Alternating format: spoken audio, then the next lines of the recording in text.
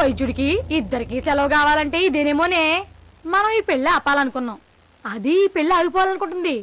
ఇక మన పని సులువైపోయినట్టే. కాబట్టి నువ్వు కొంచెం ఆలోచిస్తే మేలే. నేను ఆలోచిస్తుంది ఈ పెళ్ళి ఎలా ఆపాలని కాదు, అది ఎందుకు ఈ పెళ్లి ఆపమంటుందా అని. ఆ సంగతి మనకెందుకే? కానీ అది ఏడుస్తుందమ్మా. అది ఇప్పుడు ఏడుస్తుంది కానీ నేను అది పుట్టక ముందే ఏడ్చాను, ఇంకా ఏడుస్తూనే ఉన్నాను. దానికి కారణం మీ బావ, ఆయన భార్య. అందుకే మనం వాళ్ళకి బాధ తెలియాలని ఈ పెళ్లి ఆపాలనుకున్నాం. కానీ ఈ విషయంతో ఏ సంబంధం లేని లేక ఏడుస్తుంటే నా మనసు అదోలా అయిపోతుంది. ఇదేంటిది ప్లేట్ మార్చేస్తుంది సడన్గా? దాని మీద జాలి పడుతుంది. ఇది దాన్ని ఏడిపించడం వల్ల మనకేం రాదు కదమ్మా. నిజమేనే, ఏమీ రాదు. కానీ ఈ పెళ్లి ఆపమని అదే అడిగింది. అంటే ఈ పెళ్లి ఆపడం వల్ల దానికి సంతోషమే కదా. అందుకైనా మనం ఈ పెళ్లి ఆపాలి. సింపుల్ గా మన లేఖ వెళ్ళి, అత్తయ్యా నాకు పెళ్లి ఇష్టం లేదు అత్తయ్యా, మీ ఇంట్లో కోడలుగా అడుగు పెట్టలేను అత్తయ్యా అని జగదీశ్వరి మొహం మీదే చెప్పిందే అనుకో, అప్పుడు అప్పుడు జగదీశ్వరికి ముందు ఏం విందో అర్థం కాదు. అమ్మో అమ్మో, వినడానికే సుప్రభాతంలా వినసంపుగా ఉంది. ఇది చూస్తే భారతం అంత బాగుంటుందేమో. ఇంకెందుకే ఆలస్యం, త్వరగా కానీ.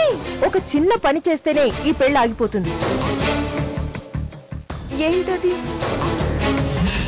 నువ్వు ఏం చేయమన్నా చేస్తాను, చెప్పు.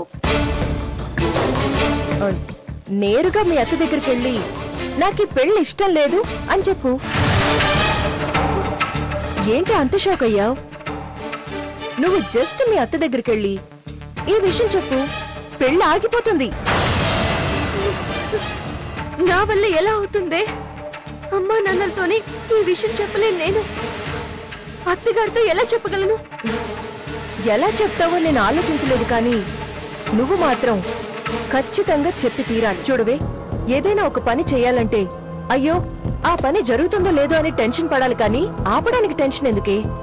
అన్ని మనం అనుకున్నట్టే జరుగుతాయి. నువ్వు ఇక్కడే ఉండు. Don't worry, all the best.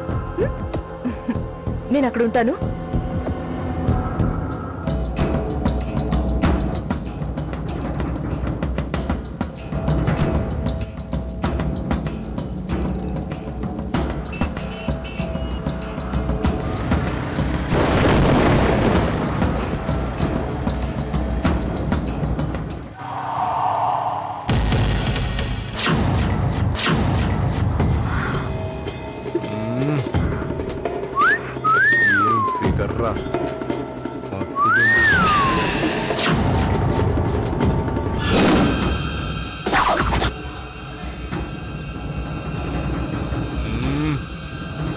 ఏముందిరా?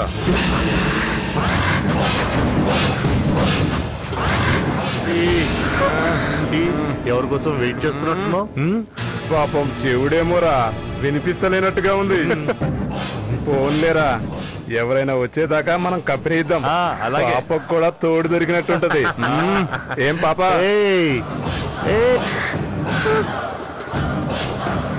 ఏంట్రా, పాపకేమీ వినిపించినట్టుంది. అదరా, పాప టెన్షన్ గా ఉన్నట్టుంది. చేయేస్తే టెన్షన్ తగ్గుద్ది.